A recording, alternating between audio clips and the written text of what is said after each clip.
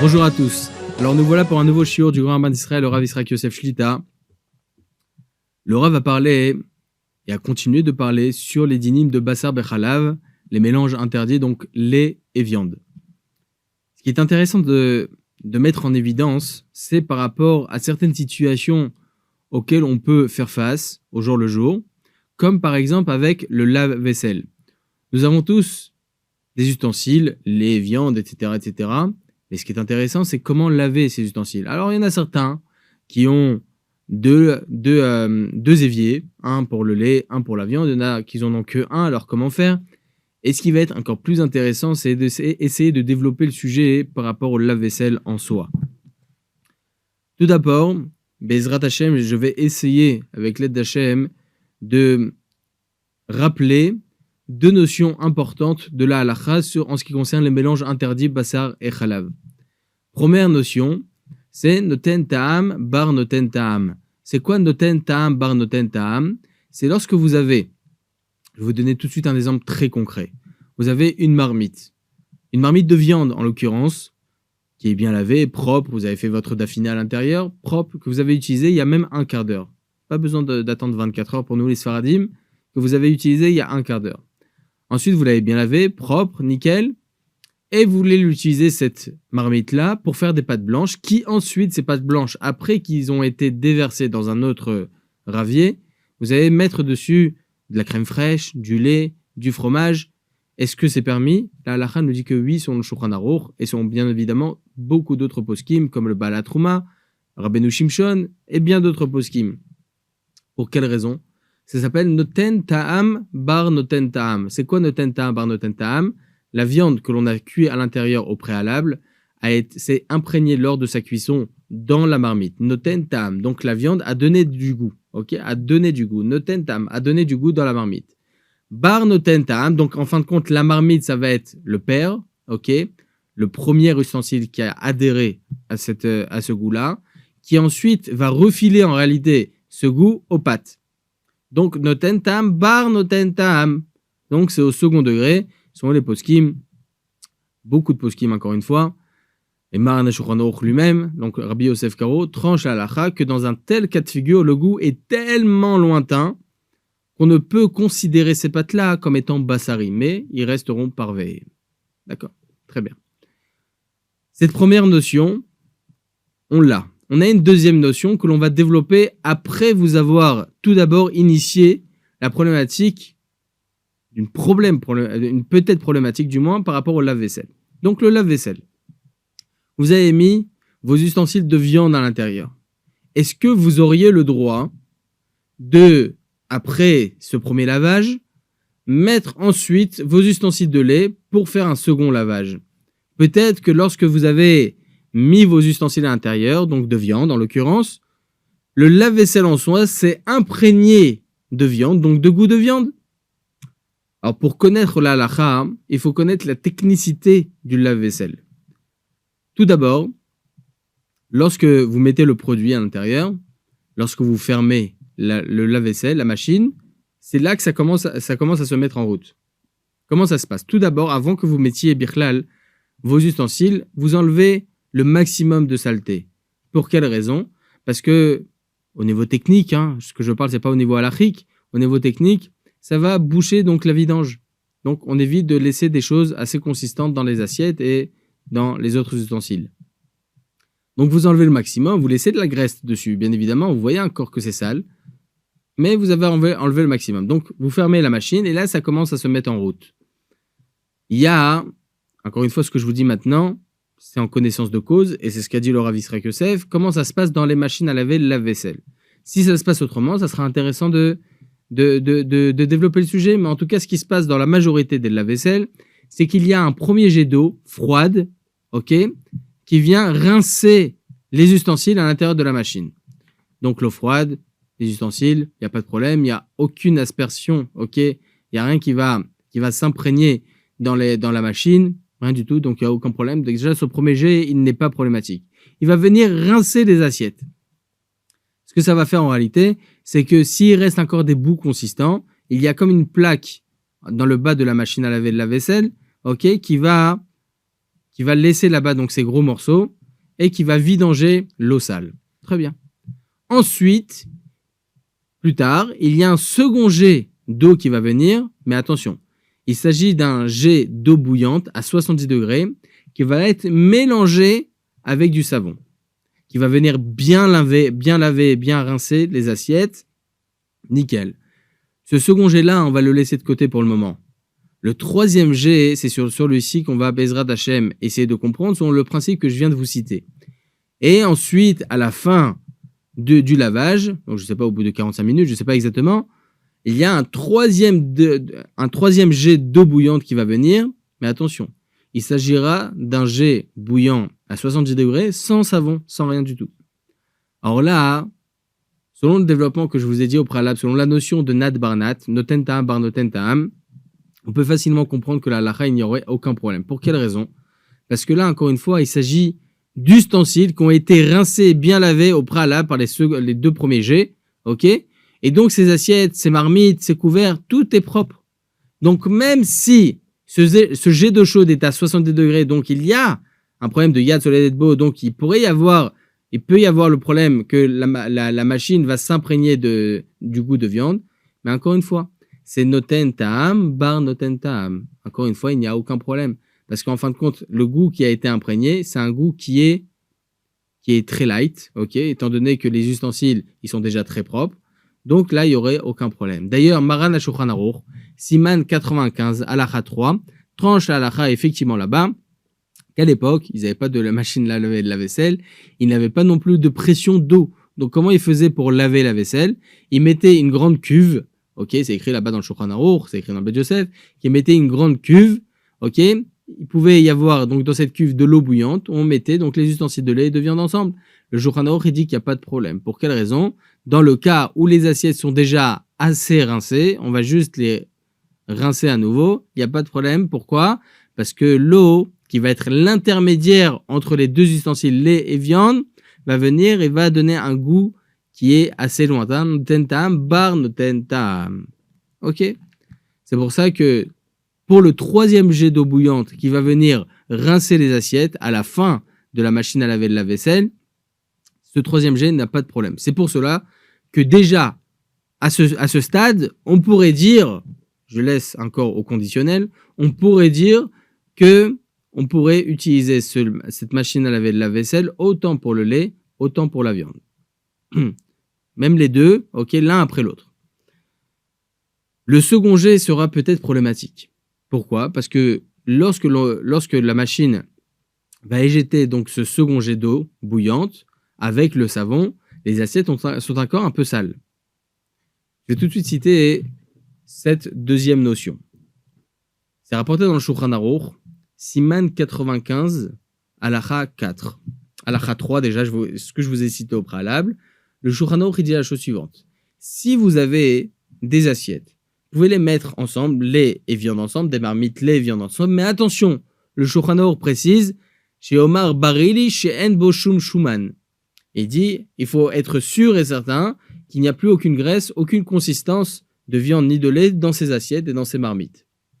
Donc, on comprend donc qu'à partir du moment où il peut y avoir de la graisse, si mes assiettes de viande sont engraissées, et je mets en même temps mes assiettes de lait, l'eau qui va être à 70 degrés va venir et va s'imprégner donc de goût de viande mamache, de vrai goût de viande, et va aller directement dans l'assiette de lait et va donc, à cause de sa chaleur qui est à 70 degrés, va s'imprégner dans l'ustensile de lait. Donc là, c'est un problème. Effectivement, là, c'est un problème. S'il n'y a pas de graisse, il n'y a pas de problème. Le Shulchan Aruch, juste après Halakha 4, donc Siman 95 dans Yoredea, Halakha 4, nous dit, mais si met Ureli, Vénérali, comme ça il dit, et il semblerait, selon moi, que s'il met du éfer de la cendre, on va actualiser cela au savon. S'il met du savon dans cette eau, il n'y a plus de problème. Pourquoi? Le Shulchan Aruch nous dit, il s'appelle Noten Ta'am Livgam. Le goût qui va être imprégné donc de viande, donc c'est de la graisse, okay, encore une fois, dans ces assiettes, il y a de la graisse de viande, la graisse de lait, l'eau méjeunet. Donc ça va s'imprégner dans l'eau, mais l'eau elle est savonneuse. Donc même si en fin de compte l'eau va faire office d'intermédiaire et ensuite va imprégner son goût dans l'assiette de lait ou dans la marmite de lait, le méchané, ça va être un goût qui est impropre. Noten tam livgam mutar. Donc dans ce cas de figure, lorsqu'il s'agit d'un noten tam livgam, encore une fois, il n'y a pas de problème. Donc revenons à la machine à laver le lave-vaisselle. Lorsque vous avez le premier jet d'eau, c'est de l'eau froide, il n'y a pas de problème. Donc ça, on le laisse de côté. Le second jet d'eau chaude, à 70 degrés, est avec le savon. Donc même s'il reste de la graisse dans les assiettes, et donc c'est une eau qui est assez bouillante à 70 degrés, le goût qui va s'imprégner dans la machine, ok, ça va être un goût qui est pagoum, qui est impropre. Pour quelle raison? Parce qu'elle est savonneuse. Et donc, par extension, que ce soit le premier jet, le deuxième jet ou le troisième jet, les trois ne sont en aucun cas problématiques. C'est pour cela que selon la halakha, on a le droit d'utiliser la machine à laver la vaisselle, autant pour la viande, autant pour le lait. Donc je pense que là, Baruch Hashem, on est bon pour cette halakha. Seconde halakha. On a un Rama, donc c'est le Ravi Serlich, qui était à l'époque de Rabbi Yosef Karo, qui était le Shulchan Aruch Ashkenaz à l'époque. Il dit comme ça, à la fin du Siman 89, Na'agu lirshom siman al-kelim chalavi'im. On a la coutume de mettre un petit siman, donc une petite marque, qui va venir marquer quels sont les ustensiles de viande et quels sont les ustensiles de lait. Là, il nous dit que cette marque doit être mise dans les ustensiles de lait. Ils font une petite rayure, je ne sais quoi, ok, dans tous les ustensiles de lait. Vous avez des couteaux de lait, une petite marque. Vous avez des assiettes de lait, une petite marque. Quelque chose qui va venir montrer qu'il s'agit d'ustensiles Khalavi. Vous avez aujourd'hui des couteaux où c'est écrit dessus Khalavi, donc ça c'est le top du top. Vous avez aussi des manches qui sont d'une autre couleur. Ça aussi, ça va être considéré comme étant un siman, comme étant une marque qui va venir différencier entre les ustensiles de lait et les ustensiles de viande. Ce qui est intéressant, c'est que le Rama nous dit il n'y a pas besoin de faire cela pour les ustensiles de viande, parce qu'à partir du moment où cette marque est sur l'ustensile de lait, on comprend bien que les autres ustensiles sont de viande. Comme ça rapporte aussi le Levouche. Le Levouche rapporte aussi cette coutume. C'est pas le seul. Autant Sepharad que Ashkenaz. Qu'est-ce qui rapporte ça? Marana Chaviv, il y a plus de 300 ans, dans son livre Knesset Agdola. Le Pri Megadim. Marana Chida, le Chida lui-même. Ok, le Aruch HaShulchan. Le Zivre Tzedek. Gdola Olam. Volume 2, Siman 89, alinéa 48 et 49. Et il rapporte, donc il y a beaucoup de poskim qui rapportent cette coutume. Et il y a bien d'autres encore que je n'ai pas cités. En tout cas, telle est la coutume, autant pour les Sfaradim, autant pour les Ashkenazim. Ce qui sera intéressant d'essayer de voir ensemble, mesdames et messieurs, c'est en ce qui concerne le couteau. Est-ce qu'un couteau doit être vraiment différent, ou bien on peut l'utiliser pour couper du pain, par exemple? On va tout de suite parler de cela. Avant cela, j'aimerais mettre un petit préambule en ce qui concerne une notion aussi très importante. C'est vrai que Basar Bechalav, c'est assez compliqué. C'est pour ça que j'essaie de vous le simplifier, Mirtza Hashem. Le couteau, il y a écrit comme ça dans le traité Choulin 8b. Bet hashechita rotahat. Lorsqu'on fait la shechita, c'est avec un couteau. Le sang qui va s'éjecter, ça va être un sang assez chaud. Ok, pas chaud non plus à 40 degrés, mais chaud. Et on a Durhaka de Sakina. C'est quoi Durhaka de Sakina? C'est la pression du couteau. La pression du couteau avec la chaleur du sang va s'imprégner. Tov, la Gemara par là-bas. Est-ce que le couteau il devient taref? Lo méchané. On apprend là-bas le klal de Durhaka de Sakina. La pression du couteau. La pression du couteau va faire un effet assez intéressant. Si par exemple vous avez un couteau et vous allez couper ensuite votre schnitzel, il est un peu chaud, il n'est pas bouillant, il est un peu chaud. Eh bien, votre couteau va devenir bassari, tout simplement. Parce que même si ce couteau, je ne l'utilise pas directement dans une marmite, dans un klirichon ébouillanté à 70 degrés, 50 degrés, 45 degrés même, quand bien même le Durhaka de Sakina, la pression du couteau va me rendre bassari ce couteau. Alors si maintenant j'ai un couteau de viande, est-ce que je peux prendre ce même couteau et l'utiliser et couper du pain, et que ce pain-là, je vais l'utiliser pour mettre du fromage, par exemple? Je ne touche pas, bien évidemment, ce couteau avec le fromage. Je coupe avec ce couteau qui est propre, attention, il n'y a plus aucune graisse dessus, évidemment, il est propre, je l'ai bien lavé. Et ensuite, je vais l'utiliser, ce couteau-là, pour couper du pain, qui ensuite, je vais utiliser ce pain-là avec du fromage ou avec du beurre, n'importe. Est-ce que ça serait permis? Allah Khalemaase, Rabbi Yosef Karo, dans son dans ses écrits dans le Bet Yosef, il rapporte là-bas l'opinion du Ramban, Nachmanide, du Ochot Chaim, au nom du Rashba, etc. Et il dit là-bas, Shenagul lo lachtoch lechem besakin basari. Kede lechol alechem barucha chalavit. Comme ça, ils disent ces poskim-là, qu'on a l'habitude de ne pas utiliser ce même couteau de viande qui est propre, certes, pour couper du pain que l'on va consommer avec du lait. Pour quelle raison? De peur qu'il puisse y avoir dessus encore de la graisse. Il faut savoir que Rabbi Yosef Karo rapporte l'opinion de Rabbeinu Shimshon que je vous ai rapporté au préalable, qui lui écrit Ayam atir l'artor. Et rapporte le Bet Yosef que Rabbeinu Shimshon autorisait de couper ce pain-là, parvé évidemment, avec un couteau bassari qui était propre, de couper avec le pain et que ce pain-là, on va l'utiliser avec du chalavi. Le Gaon Rabbeinu Shalom Meshash, Zichron Tzadi V'Kadosh Livracha, rapporte dans son livre Mizrach Shemesh, Siman 95 Halacha 1, il rapporte là-bas que ça, on ne peut pas autoriser, de peur qu'il peut y avoir encore dessus de la graisse bassari.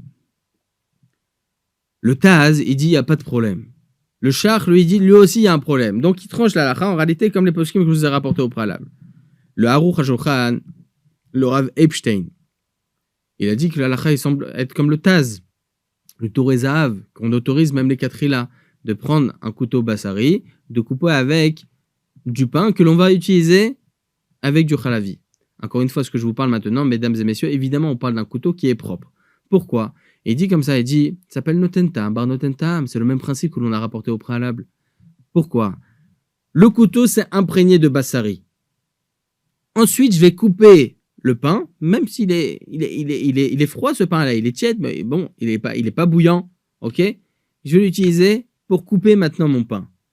Mon pain, peut-être qu'il va s'imprégner du bassari qui était au préalable, peut-être, ok, à cause de la pression du couteau. Encore une fois, c'est notentam, bar notentam, donc on autorise même les katrila. Et on peut pas venir dire de peur que il peut y avoir encore de la graisse. Qui birlal utilise des ustensiles qui sont encore graisseux, etc. Il y a écrit comme ça dans la Gemara birlal. Il y a écrit dans la Gemara que les gens ils font très attention. Kabdeal nekiuta. Ils font attention de manger avec des ustensiles propres, évidemment. Donc, à la chalema, on a le droit. Déjà, il faut savoir que Maran Arovadia, c'est juste pour une petite anecdote. Maran Arovadia Yosef Zichron Tzadi V'Kadosh Livracha, il n'avait pas l'habitude de couper le pain avec un couteau spécial. Il n'avait pas l'habitude de couper Bichlal le pain le Shabbat. Lorsqu'il faisait Ka'amur Poter et Chadecha, ou Masbi Alechol Chayatzon, le vendredi soir, il prenait celui du bas. Le Shabbat midi, il prenait celui du haut. Tov, chacun selon sa coutume. Et ensuite, il coupait un bout à chacun. Ok, il trempait dans le sel, il coupait un bout à chacun.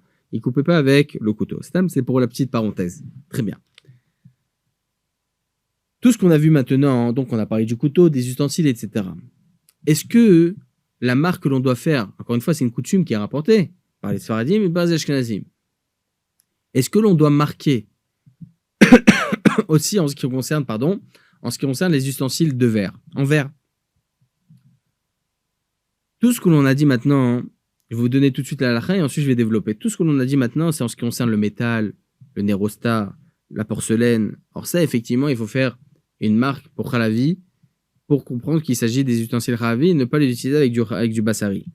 Mais pour ce qui est le verre, que ce soit des assiettes en verre, des marmites en verre, que ce soit même comment on appelle ça, j'ai oublié le terme, bon c'est pas grave, on verra Bezrat Hashem plus tard.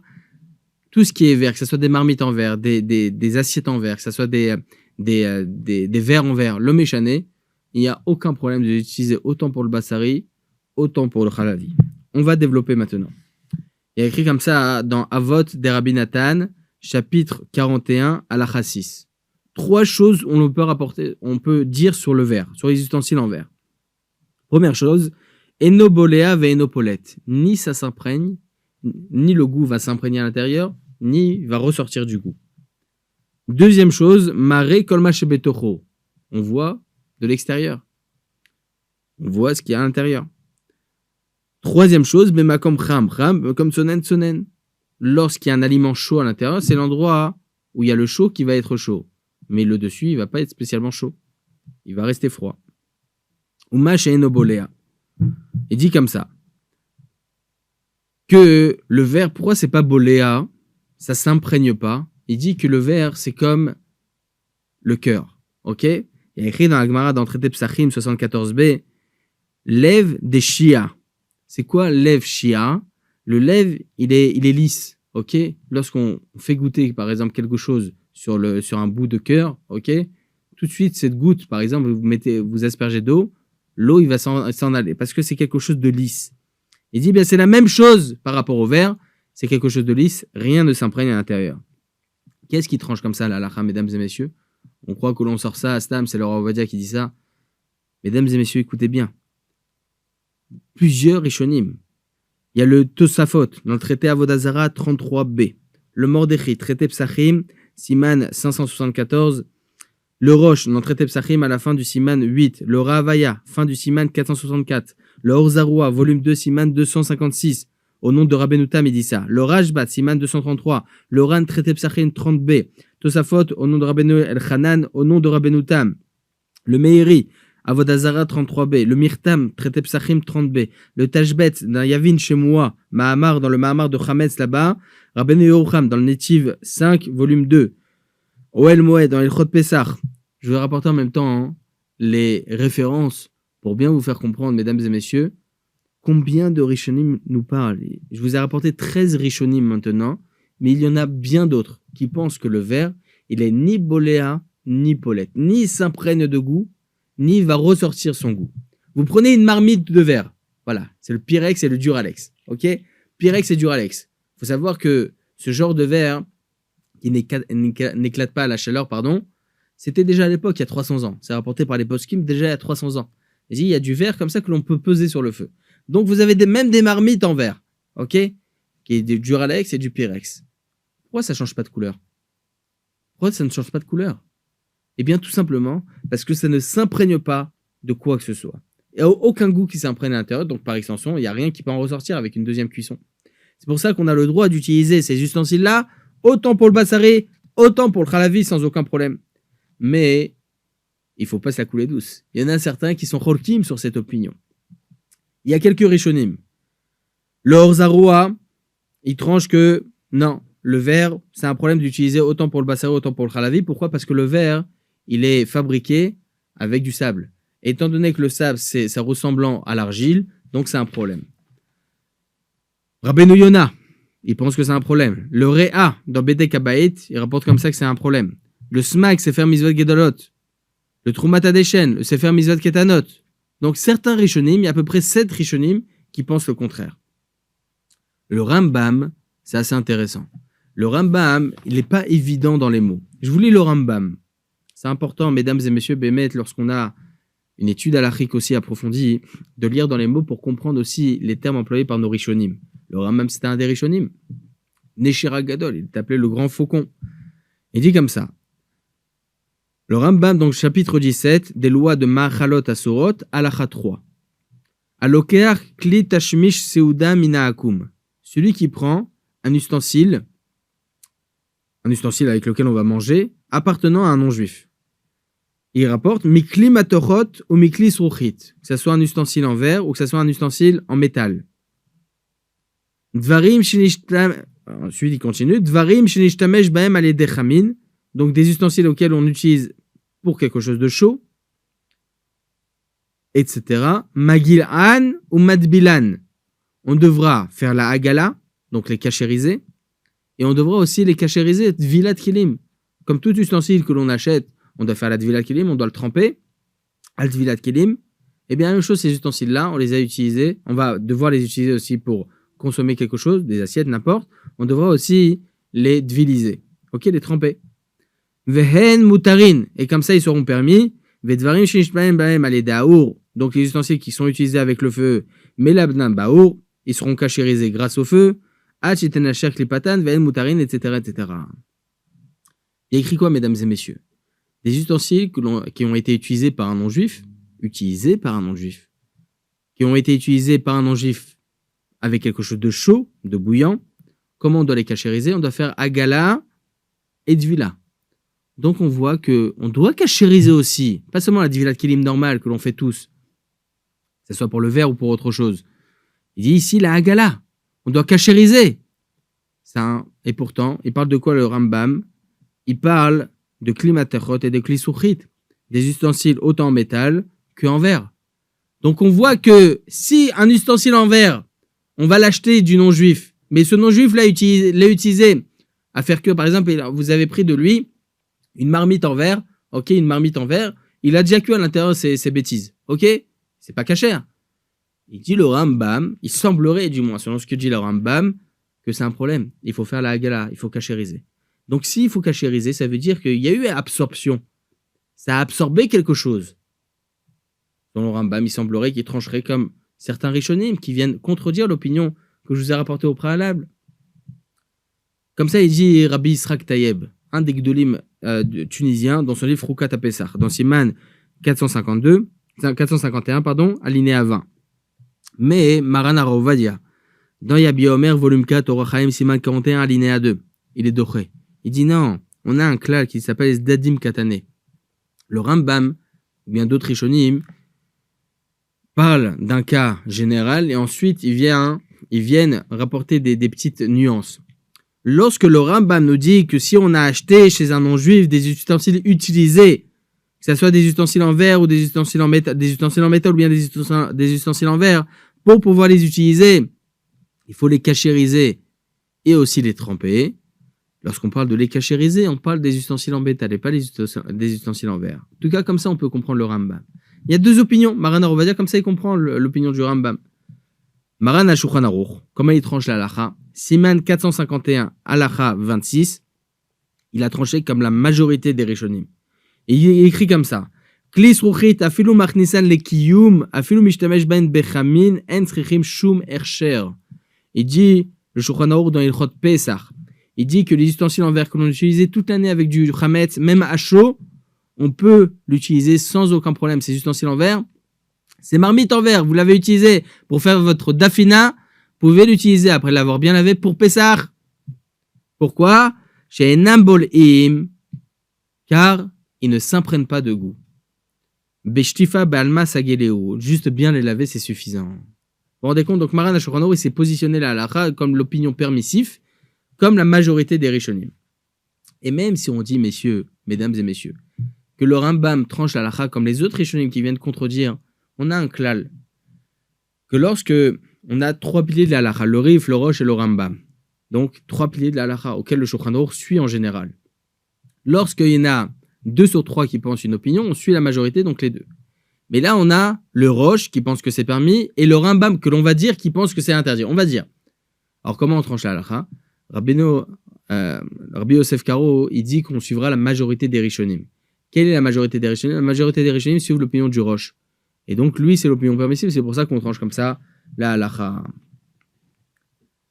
Même le Rama, qui dit que on doit faire attention pour tout ce qui est ustensile, même en verre, il parle uniquement de Ilchot Pesach. Le Pri Megadim, il dit qu'il est un Gaon Ashkenaz. Ok, le Pri Megadim, dans Mishpesot Zahav, alinéa 27, dans Ilchot Pesach, Siman Taf Nun Aleph, il dit là-bas que tout ce qu'a enseigné le Rama, que l'on doit être mahmir pour Pesach, etc., pour les ustensiles en verre, c'est uniquement pour Pesach. Mais pour Basar Bechlav, il n'y a aucun problème. Le Shut Zera Emet, comme ça il tranche la halakha sur le Rama. Le Maharsham, comme ça il tranche la halakha sur le Rama.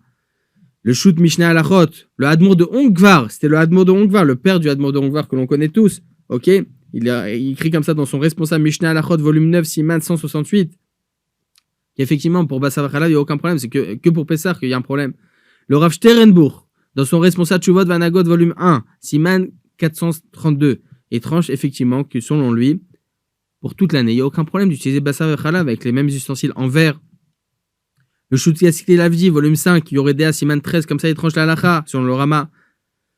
Seulement, le Shut Siti Eliezer, volume 8, Siman 20, il est mahmir. Il dit autant pour Basar Bechlav, autant pour Pessah, le Rama il a été mahmir. C'est pour ça que vous allez voir des Ashkenazim qui sont mahmirim.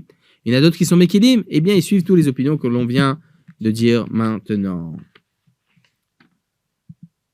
Je vous raconter une petite histoire. Une fois, il y a 60 ans, le Maran Arovadia, Zichron Samekel Shevachai et Rabben Sion, ils habitaient dans le même immeuble, comme vous savez. Et le Rabben Sion, il habitait au-dessus. Et donc, certaines fois, Maran Arovadia, il montait chez le Rabben Sion à Bachol avec des livres, ils étudiaient ensemble, Betshua, Berov, Yoetz. Ils essayaient ensemble, Baruch Hashem, de d'étudier ensemble et d'avoir des opinions. Chacun qu'est-ce que pense sur ça et sur telle chose. Et Rav Yisraël Yosef Shlita, chez Badel Chaim Tovim, il montait certaines fois avec Maran Arovadia. Et une fois, il est monté, seul. Il a vu là-bas que dans la cuisine du Rabbi Tzia Abba Shaul, il y avait plein de verres, comme ça, de verre en verre, comme si c'était un endroit de SVT, comme ça, science et chimique, ok, chimie et biologie. Il a demandé à Rabbi Tzia Abba Shaul, vous faites quoi? Vous faites la chimie? Rabbi Tzia il rigolait. On connaît, au prochain Rabbi Tzia Abba Shaul, il était d'une humilité extraordinaire. Et il avait un sens de Ben Adam Lachavero extraordinaire. Il a répondu au Rav Yisraël Yosef, il dit non. On dit tous que selon Shulchan Aruch, etc., que le verre n'est pas boléa et n'est pas polé, donc ne s'imprègne pas de goût, donc il n'y a aucun problème d'utiliser pour Bassa Bechalav. Et moi, je pense qu'il y a quand même une certaine différence avec les époques précédentes.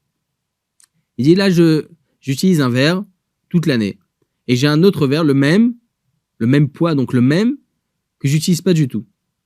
Et j'ai remarqué qu'au bout d'un an, après l'avoir utilisé le premier verre, j'ai vu que le poids de ce verre que j'utilise est plus important un petit peu que le poids du verre que je n'utilise pas. Donc on voit que c'est boléa. C'est extraordinaire ce qu'il dit.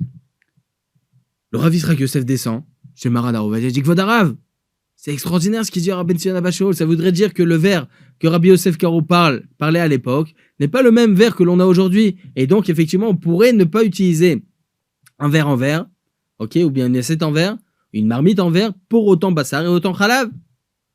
Alors on va dire, il dit non, ce que dit Maran HaShulchan Aruch, c'est Maran HaShulchan Aruch, c'est tout. On ne se détache pas de ses paroles. Il dit, Kvod Harav, laisse-moi. Rabbi Yosef Karo, on a été méga belle l'opinion de Maran HaShulchan Aruch, aucune différence des époques. Et évidemment, lorsqu'il y a un gadol ador comme ça, comme Maran Rabbeinu Ovadia Yosef qui parle comme ça, on se dit qu'il a ses raisons. Comme il y a écrit dans Chazal que même après 40 ans, peut-être qu'on ne comprendra pas certaines opinions. Et il dit comme ça, Rav Yisraël Yosef, avant 40 ans, j'ai compris. Il y a un Ran, un des Rishonim, dans le traité Psachim 30b. Il dit comme ça. Yesh kelim, shafilu machnisan lekiyum. Il y a certains ustensiles que même si on le laisse comme ça suffit donc de les laver. Mipne mi'ud bliatan. À cause du fait que ça prenne seulement un petit peu de goût de ce qu'ils ont fait cuire. Ulfikar nira lila atir klis ruchit, comme ça il dit Loran. Et donc il semblerait selon moi qu'on peut autoriser les ustensiles en verre, autant pour le lait, autant pour la viande, des shi'e vekashim ou bliatan mu'etet. Et la blia, donc ça prenne un tout petit peu du goût qui était au préalable. Donc on voit qu'effectivement ça s'apprenne un petit peu, mais en aucun cas ça rend caduque la possibilité d'utiliser autant pour le lait, autant pour la viande. C'est pour ça qu'à la Khalemassé, encore une fois, il n'y a aucune différence entre le Pyrex, le Duralex ou le verre normal. On a le droit d'utiliser un ustensile en verre autant pour le lait, autant pour la viande, autant pour Pessah, tant qu'on l'a bien lavé. Et ce, même pour l'assiette en verre qui se trouve dans le micro-ondes. Je veux parler maintenant du micro-ondes en très rapide, Mirza Hachem, le micro-ondes. Encore une fois, pour bien comprendre, la problématique d'utilisation d'un ustensile, autant pour le lait, autant pour la viande, c'est à cause du fait qu'on va utiliser cet ustensile à chaud, ok, et la chaleur qui y a de Soledetbo, à peu près à 40-45 degrés, ça va s'imprégner dans l'ustensile et va ressortir le goût. Dans le verre, il n'y a pas de problème, on vient de le dire. Mais dans le micro-ondes, lorsque vous mettez votre aliment à l'intérieur, peut-être qu'il y aura un problème. Là aussi, il faut connaître la technicité du micro-ondes. Il y a des ondes qui sont électromagnétiques qui viennent frapper l'aliment pour le chauffer. Vous allez prendre un marteau, une plaque en métal, et vous allez frapper fort dessus, fort. Attention au voisin, hein. Mais fort. Pourquoi le métal, il devient chaud? Pourtant, il n'y a aucun feu, il n'y a rien du tout. En dessous, non, il n'y a rien du tout. Alors, ça serait quoi la problématique? Pourquoi ça devient chaud? Eh bien, c'est justement l'électromagnétisme qui vient entre les deux métals, qui vient chauffer ce métal-là. Eh bien, le micro-ondes, c'est le même principe. Ça vient frapper l'aliment et ça vient le chauffer. Mais c'est uniquement ça. Vous enlevez tout ce qu'il y a à l'intérieur, il n'y a pas d'aliment et rien. Faites chauffer à vide le micro-ondes, il ne chauffe pas, il n'y a rien du tout. Parce qu'il n'y a rien sur quoi il peut frapper. Les ondes ne peuvent sur rien frapper. Donc, lorsque vous mettez un aliment, c'est à ce moment-là que ça chauffe. Très bien. Donc, l'aliment, il peut être brûlant au bout de 1 minute 30, 2 minutes. Mais est-ce que les parois du micro-ondes, ils seront chauds? Non. Jamais. Ils seront jamais chauds. Quand est-ce que ça va devenir vraiment très très chaud, même les parois? Que si vous mettez à chauffer 8, 10, 15 minutes à l'intérieur du micro-ondes. Là, tout va devenir très très chaud. Donc, en fin de compte, est-ce que le micro-ondes va s'imprégner de quelque chose? Non. C'est pour ça que selon la halakha, en plus de ça, en général, on fait attention à ce que le micro-ondes soit propre. Selon la halakha, vous avez un micro-ondes, ok, que vous utilisez pour le bassari. Après, vous voulez faire chauffer à l'intérieur du khalavi. Après l'avoir bien lavé, propre, il n'y a rien, il n'y a plus aucune consistance de rien, ça n'a pas éclaté ni rien. C'est pas vous avez mis votre kaila à l'intérieur dimanche à l'après-midi, ça a éclaté de partout, il y a des épinards de partout, et ensuite vous voulez mettre un bout de pizza. Non, je parle pas de ça, évidemment. Dans un cas où le micro-ondes il est propre en soi, eh bien vous avez le droit dans un cas de figure comme ça, mettre à chauffer ensuite, tout est propre, mettre à chauffer ensuite votre morceau de pizza sans aucun problème. Pourquoi? Parce qu'encore une fois, la problématique c'est les parois. Ah, vous allez me dire, mais ça nous a arrivé de temps en temps de faire chauffer à 8, 10 minutes, un quart d'heure, et effectivement, les parois, elles étaient brûlantes. On a un klal. On va selon le Rov Tashmicho. La majorité de l'utilisation. C'est quoi la majorité de l'utilisation? La majorité de l'utilisation n'est pas à chaud. Donc, si ça arrivait de temps en temps de faire très à chaud comme ça, vraiment des moments très très rares, une fois comme ça de temps en temps, eh bien, on suit pas cette minorité-là, on suit la majorité du temps. C'est pour ça qu'un micro-ondes, vous pouvez l'utiliser autant pour le bassari, autant pour le khalavi. Maintenant, chose auxquelles il faut faire très attention, il faut savoir que ces électromagnétismes-là, ils sont dangereux pour la santé. C'est pour ça qu'en général, on ne fait pas chauffer beaucoup de temps. Ce qui est bien, c'est de recouvrir les aliments. Au moins, même lorsque ça va chauffer l'aliment, ça va chauffer, mais ça ne va pas toucher l'aliment en soi. Donc même au niveau sanitaire, c'est bien de faire attention de mettre un couvercle. Donc, halakha lemaaseh, pour le micro-ondes, pour pouvoir utiliser autant pour le bassari, autant pour le khalavi, vous pouvez mettre l'aliment en soi. Tant que vous ne l'avez pas mis très très longtemps, vous avez mis 2-3 minutes à l'intérieur pour que ça chauffe, c'est bon. Vous pouvez utiliser ensuite ce micro-ondes-là pour le khalavi. Mais attention, vous avez dans certains restaurants, etc., vous avez des micro-ondes. Là, effectivement, c'est un problème. Pourquoi? Parce que, étant donné que l'utilisation du micro-ondes est très très récurrente, donc c'est possible que l'on va faire chauffer l'un après l'autre, et effectivement ça va arriver à une température assez ambiante à l'intérieur du micro-ondes, même sur les parois, donc là ça devient un problème. Comment on fait pour cachériser un micro-ondes? Encore une fois, comme je vous ai dit maintenant, kebolo o karpoto, de la même façon que ça s'imprègne, ça va ressortir. Donc comment ça s'imprègne en réalité dans le micro-ondes? C'est pas la même chose que le four. Le four, pour cachériser, ne pas l'utiliser 24 heures, bien le laver, mettre à la plus haute température pendant 1 heure, pas besoin de faire pyrolyse en soi, ok? Mettre à la plus haute température pendant 1 heure et c'est bon. Enlever bien évidemment les plaques et c'est bon. Très bien. Mais un micro-ondes, s'il n'a aucun aliment à l'intérieur, il ne peut pas chauffer. Mettez 10 minutes, ça ne va pas chauffer dans le micro-ondes. Donc comment on fait? Eh bien, on prend un verre d'eau et on met à l'intérieur du savon liquide, pas de la javel. La javel, ça peut éclater tout le micro-ondes. Faire très attention. Ok? C'est la même chose que le métal. La javel, ça peut éclater le micro-ondes comme évidemment l'aluminium et tout ça. On ne met jamais dans le micro-ondes. Ça crée des étincelles. Au même titre qu'un marteau, ça va chauffer le métal. La même chose, la javel, l'aluminium et le métal. Donc là, évidemment, on ne parle pas de ça. Donc comment on fait? On met de l'eau avec du savon à l'intérieur. Et ensuite, vous mettez à chauffer cette eau savonneuse pendant quelques minutes. 5-6 minutes. À ce moment-là, ça va emplir donc le micro-ondes de édim, ok, d'eau, ok. Et c'est grâce à cela que ça va justement cachériser votre micro-ondes. Pour Pessar, on peut se fier sur cela. Celui qui ne veut pas utiliser de micro-ondes pour Pessar, voilà bracha. Mais en tout cas, pour Pessar, on a la possibilité de cachériser de cette façon. Voilà, en espérant avoir tout expliqué. J'ai Bessorot Tovot, Yeshuot et Nechamot. Amen, amen.